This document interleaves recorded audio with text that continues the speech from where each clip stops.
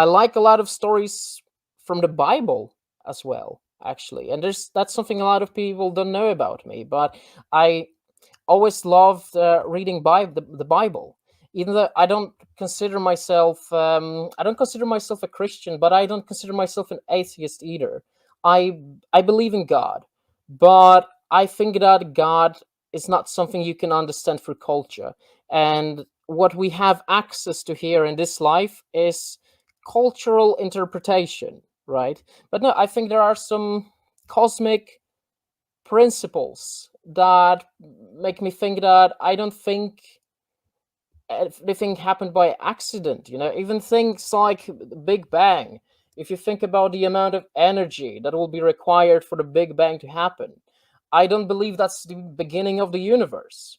Because then you have to ask yourself, where did all that energy come from, right? I agree that God is something more than we can understand on a human level.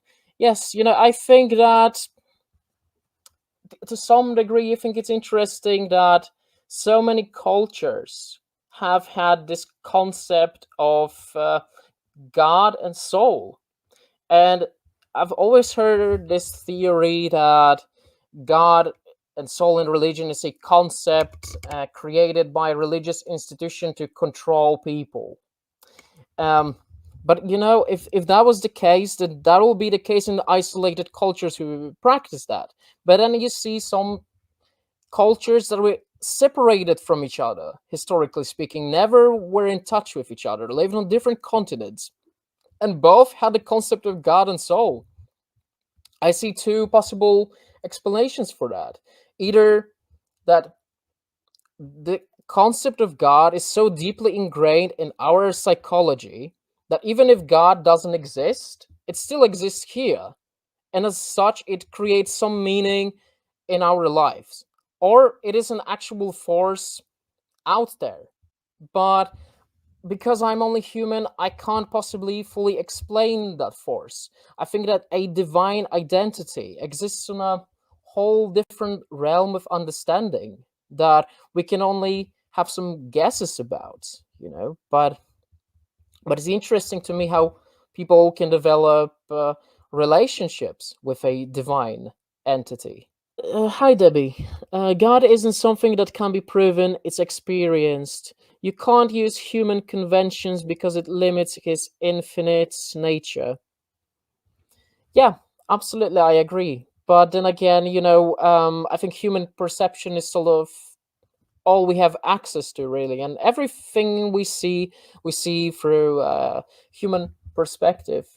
Even if we interact with natural objects that exist out there in the nature, we don't really like see them just for what they are, but what use do they have for us as humans. And I had this conversation with someone recently where I was talking like, even our idea of being out there in the nature is actually a technological thing, because I think that the study of technologies is a study of culture and humanity.